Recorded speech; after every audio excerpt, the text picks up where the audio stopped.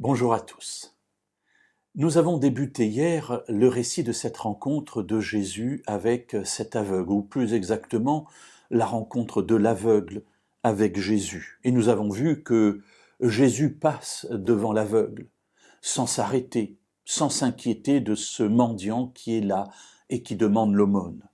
Lui, en revanche, a interrogé ceux qui l'entourent. Qu'est-ce qui se passe? C'est quoi ce bruit? C'est quoi cette foule? Et on lui a dit, c'est Jésus de Nazareth qui passe. Voyons sa réaction, si vous le voulez bien, dans l'Évangile selon Luc au chapitre 18, et nous lirons cette fois-ci les versets 38 et 39. L'aveugle s'écria, « Jésus, fils de David, aie pitié de moi !»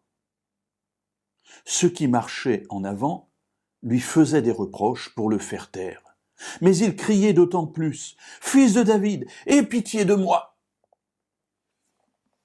Alors mes amis, voilà quelque chose d'extraordinaire. Dès qu'il entend que c'est Jésus de Nazareth, tout de suite, il s'écrie, « Jésus, fils de David, aie pitié de moi !»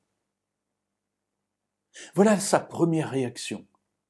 Ce qui veut dire que cet homme est aveugle, mais il n'est pas sourd. Il a entendu parler de Jésus.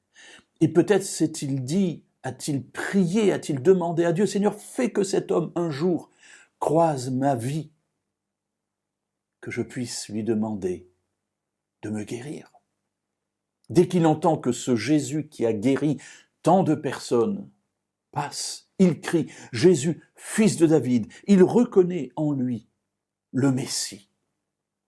Tu es le fils de David, je le sais, je l'ai entendu, j'ai eu tout le temps d'analyser cela dans le silence de ma vie. Aie pitié de moi.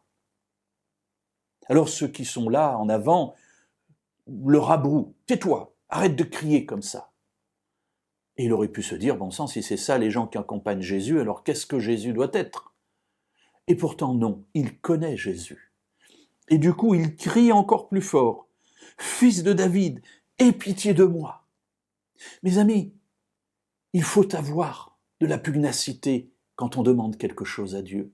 Il faut s'accrocher à lui comme une dernière bouée de sauvetage. Bien sûr, cet homme ne sait pas que Jésus ne passera plus jamais devant lui.